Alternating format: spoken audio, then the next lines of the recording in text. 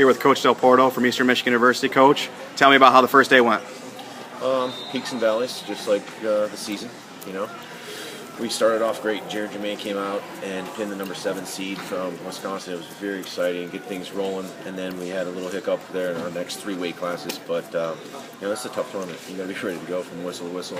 Sure. And you know, sometimes you get a little overwhelmed when it's your first time here. Sure. And you know, we told Vinny Pizzuto, who had a really tough match, first match, and then he drew with Gilbon, or the loser of Gilbon and Morrison. So we knew the next match was going to be tough.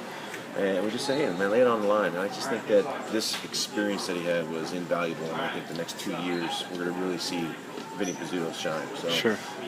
Brandon, you know, Brandon's good enough to win a lot of matches here. And sometimes it's a self-confidence issue. And I don't know why people struggle with it when you have that much talent. But that's something that we're going to fix. Okay. And he'll come back next year strong. But he had a great season.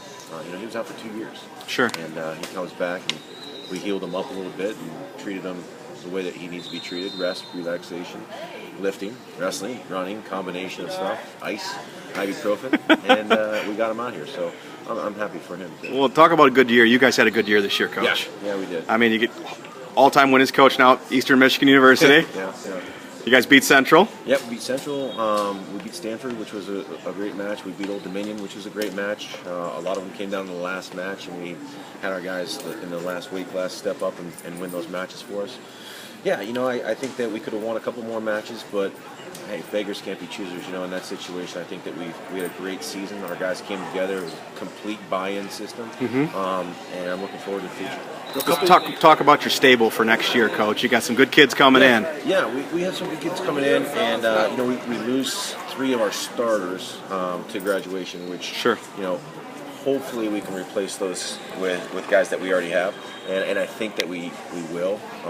We may struggle in one weight class, but we'll figure it out. Okay. I feel pretty good about it. I mean, you know, Jared Jermaine is a stud, but we have a freshman that's sitting around named Shane Wireman who's pretty good. If we can get him down to 30 or 25 again, which I think he's got probably 1 more year left of that, okay, he's going to do great. And Alex Calandrino is going to come off red shirt, and he's a really tough kid too. So, yeah, we have some stuff at 125, and then the upper weights we'll figure that out too. A competitive transfer coming in? Potentially. We're still working on that. Excellent. A couple years ago, I remember talking with the coach, and you know, it was a matter of getting qualifiers and getting wins down here and going in that direction. And it wasn't going to happen overnight. You had that vision, though, and now it's clearly evident that, you know, you step by step you're getting where you want to be, and it kind of looks like you know, that's the direction you're headed.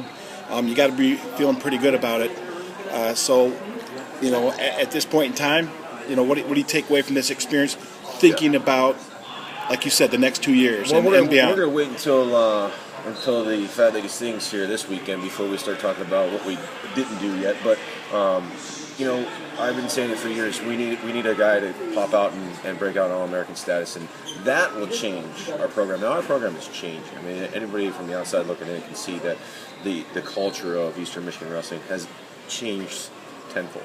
And we're super proud of that. But we need an All-American. If that happens, then the people that we're losing, the recruits that we're losing because they're looking at our history and saying, man, you haven't had an All-American since 97 or 98, that's a fact that we can't erase. So, you know, that's why they hired us. That's what we're trying to do. And if we get an All-American, I think that people are going to start coming our way a little bit more often than they are now. So that's the main thing.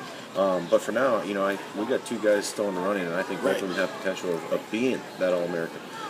So we'll see. Excellent.